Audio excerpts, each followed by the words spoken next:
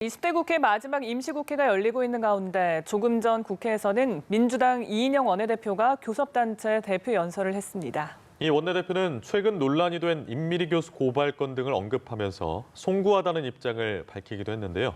국회 연결해 보겠습니다. 박현우 기자. 네, 이인영 원내대표는 교섭단체 대표 연설에서 최근 논란이 됐던 사건들을 언급하며 더 낮은 자세로 임하겠다고 했습니다. 이 원내대표는 검찰개혁과 집값, 최근 임미리 교수를 둘러싼 논란 등 민주당을 향했던 국민의 비판적 목소리를 외면하지 않겠다며 이같이 밝혔는데요. 그러면서 누구를 탓하기 전에 우리부터 반성하겠다며 집권 여당의 원내대표로서 심려를 끼쳐 송구스럽다고 밝혔습니다. 이 원내대표는 최근 논란과 관련해서는 이처럼 머리를 숙이면서도 미래통합당에 대해서는 날을 세우는 모습을 보였습니다. 특히 자유한국당이 만든 미래한국당을 겨냥해 미래통합당이 종이정당이자 위성정당, 가짜정당인 미래한국당을 만들어 정당 정치의 근간을 뒤흔드는 참 나쁜 정치를 하려고 한다며 이는 한국 정치사에 두고두고 오점으로 남을 것이라고 비판했습니다. 그러면서 꼼수로 민심을 전복해서라도 제1당이 되려고 하는 미래통합당의 이 같은 역주행의 정치 파괴를 막을 수 있도록 국민 여러분이 정치 백신이 돼서 대한민국의 미래를 결정해달라고 호소했습니다. 네, 그리고 총선이 57일 앞으로 다가왔는데요. 민주당과 통합당의 공천 심사 작업은 막바지를 향해 가고 있다고요?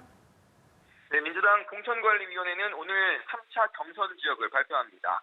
앞서 경선 지역 61곳과 전략 공천 지역 23곳, 단수 공천 지역 23곳 등을 발표한 공관위는 현역 의원이 포함된 복수 공천 신청 지역 등 59곳에 대해 공천 심사를 하고 이 중 일부를 오늘 경선 지역으로 발표할 것으로 전해졌습니다. 아울러 오늘 전략 공천 지역이 추가로 발표될 가능성도 거론됩니다.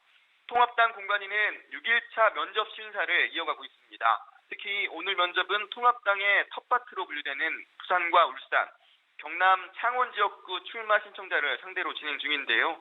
부산과 울산, 경남 지역 의원 9명이 불출마 선언을 한 상태에서 이루어지는 면접인 만큼 공관위가 얼마나 혁신 공천안을 내놓을지에 관심이 쏠립니다. 이런 가운데 통합당 신재철 원내대표는 민주당의 임미리 교수 고발건 등과 관련해 친문 지지자들의 이성을 상실한 신상털기 등 공격이 이어질수록 국민 마음속에는 정권 심판론만 불타오를 것이라고 경고했습니다.